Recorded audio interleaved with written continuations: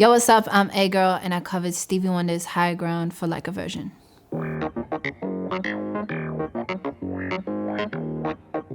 I love Stevie Wonder. My mom brought me up on a lot of old school music, and so, Stevie always played in the house. But listening to the original, I could hear how I wanted to take it and make it for Like a Version.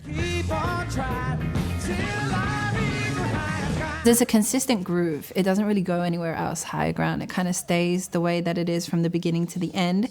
Nowadays, it's just you got to have so many tricks and colors and textures for people to just even grasp onto a song. But the fact that Stevie made that song all the way back then and it still translates and resonates to now, he's paved the way for music 100%. And I would be foolish to be like an up-and-coming artist and not pay homage to that. But he's just gangster, so gangster. The music is just so real and raw. Keep on turning. I kind of been put into the box of, oh, she's the female rapper, let's just get her to do all the rapping. I was contemplating on whether I would rap or not, but then I was like, nah, this is too hard not to. Kind of have to. But when writing my own verse, I sat down with my manager and he printed out this sheet of like things that were just going on in the world. While we killing ourselves to impress other people, giving up freedom to please other. Speak about how there's 200,000 people on the front line and there's a war happening and we weren't ready for that. He printed out this other thing about some chick who was standing next to our prime minister or something. Her name was Grace, and like he told her to smile or something. As a female, I feel like a lot of the times we get told, oh, smile, you look so much better if you smile. Give us a smile, love, rah. And then my own sort of life experiences and tried to fit it around the theme still of Higher Ground.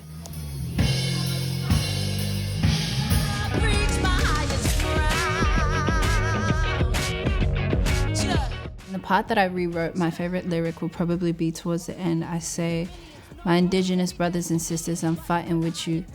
So whenever you need it, my moldies are with it, true God. And I think I like that so much because, one, I'm acknowledging the fact that, the battle that the indigenous Australian are going through is still very much alive.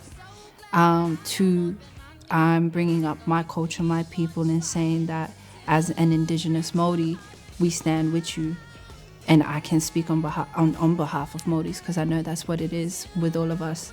And I just love the saying, true God. Love it. I love it. It's just such an indigenous saying. And whenever I hear my indigenous bros or sis say it, I'm just like, yeah, true God, true God. It's just, it makes me real happy and like real grateful. I didn't start writing my own music until I was about 17. I wrote before that, but it was never music. It was more like poetry. I felt too insecure to sing my poetry, so I would rap it because rapping is just speaking. So if you just speak it, no one can hate on what you're saying because you're saying it. You can't tell me I can't say what I'm saying. It was really hard to confidently step out as a rapper, especially in a male-dominated sort of scene. So it took me a minute, and I had to grow some big balls to kind of step into studios and rooms and be like, nah, I'm gonna spit a verse, and I'm not gonna give you a chorus, I'm not gonna sing, I'm gonna spit you a verse, and you're gonna freaking love it. Anybody discovering A.GIRL now is kind of like, she's done it overnight type thing. Absolutely not. It's taken so much blood, sweat, and tears. Do you know what Sydney's West is? When I came in to do Like a Version with Tucker Perry, it was so cool. I think at the time I was just sort of establishing myself as A.GIRL, so she wasn't really, I speak about her like she's not here, I'm her. She wasn't established, she wasn't there yet, she didn't know who she was, and that's when the Black Lives Matter movement was really, really high and everybody was speaking about it and everybody was on it. I don't think many people noticed, but at the time I didn't know the Kanye song, Jesus Walk. Like, I'd never heard that song in my life, ever. I should, apologize to the music gods or whatever, but I did not know that song from a bar of soap, so I guess that's why it was really easy for me to write to it because I wasn't following the flow of what Kanye did. But when we came in, I was like a kid in a candy store. I was like, oh, wow, this is Like a Version. Like, I've been watching Like a Version, you know what I mean? It's an Australian icon. Like, everybody knows what Like a Version is. So when I stepped into the building, I was like, yo, I can't wait to do mine. Shout out Matt Corby, right? Far out. When he done I'm in chains. Oh my days. I actually covered that when I was like young for like some gig that I did in front of like all these white prim and proper suit and tie type corporate things. And the way that I had like the coolest reaction when I got off stage, and I was like, it's not me, it's Matt Corby.